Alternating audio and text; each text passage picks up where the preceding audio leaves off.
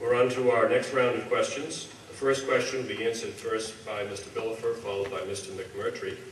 And that question is, both Westwood and Dedham have concerns over Westwood Station and Legacy Place. What is your opinion regarding both developments, and how would you work with both towns to alleviate traffic issues? Mr. Billefer. I think both projects have the potential. They're both projects that we should be excited on in terms of possibility of, in terms of economic development, in terms of the possibility of adding jobs and increasing tax revenues. That comes with a very big but, but they have to be done right.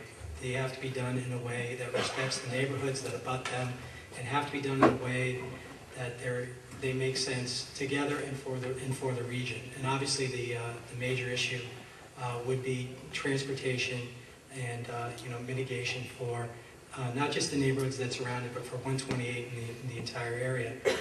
As a state representative, I would work very closely with town officials and get together immediately with the folks at the Executive Office of Transportation and the Administration and the Highway Commissioners to sit down and make sure that the state is doing everything that it can to provide whatever assistance, and that it's upholding its responsibilities to make sure that these projects, as they develop, if they develop, are done correctly and in a way that we can, as residents of these communities, not only enjoy the benefits that these projects will bring, but also be able to get around town without sitting in traffic jams. Thank you.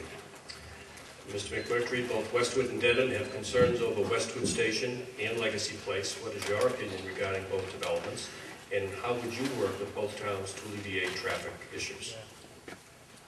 I would primarily focus on the concerns of the residents. I think we, as elected officials, state representatives, primarily have to listen to the concerns of the neighbors, the abutters.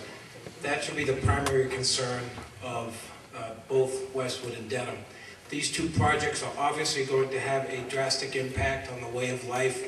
Once they're built, it will forever change our commuting patterns in both of the towns. I've had the opportunity to meet with people that abut the Westwood Station project, and I've listened to their concerns about how their livelihood and how their neighborhood will change. I think in Dedham, there's a focus up on Robin Wood Road in that area that the residents will, their concern should be addressed. If elected state representative, I would welcome and be accessible to the residents of the district to answer their concerns and make sure that any of the issues that they have relative to these two major projects are addressed. The tax benefits are huge to both communities, but there will also be an additional strain on the resources available. So if the projects do go through, if they're given the blessing of the community and of the residents that abut the two developments, then I hope we can continue to efficiently use that money in ways that benefit the entire community. Thank you. Thank you. Our next question will be answered first by Cheryl Schoenfeld and then Douglas Obey. And that question is, do you believe that MCAS is a fair measuring stick for our schools? If so, please explain why. And if not, what suggestions would you offer to determine whether or not a student has met the competency requirements for graduation from a Massachusetts high school? I don't believe MCAS should be the only requirement for someone to receive a diploma from high school. Students learn in many different ways. I think that we could use MCAS as a guide, but I also believe that we should have different types of testing for different students. Students with special needs, certainly they learn a different way. Most of them are just as intelligent. They can go to college. I think MCAS may stymie some of these kids and also discourage them.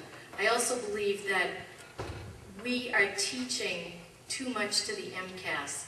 Students are losing their creativity.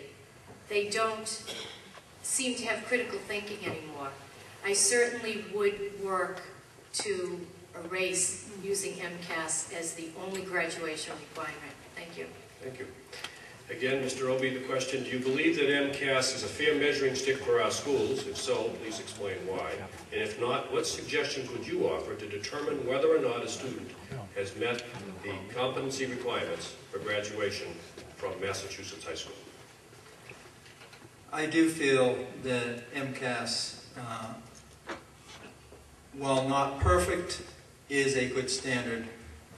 We have to make sure that our children are graduating with a certain dictate of knowledge. And even now, even with MCAS in place, I think too many times children get up to college and they don't have the basics. So I don't know that you can teach to a test and then neglect the basics. All right, we probably need more standards in place, not just MCAS. All right, because when you see college kids, and I've hired them, when you see them, they can barely write a sentence. They can't do math without a calculator. All right, there's something wrong with our school system. And so I think putting standards is good. I also think competition with schools would be good. I'm for more charter schools. I think that just provides healthy competition, and vouchers in the future I think would be a good way for parents to be able to make sure their children get a good education. All right, the education systems are so dependent on the particular towns you live in now that if we had more choices and there was funding via some type of voucher system, that schools, there would no longer be a problem of having an artificial standard. All schools would make sure their kids were graduating with everything they need and more to attack college, because they'd have to, or they wouldn't be a school anymore. So I think competition is as good, or would work as good in our schooling system as it does in our business environment and our capitalistic society overall.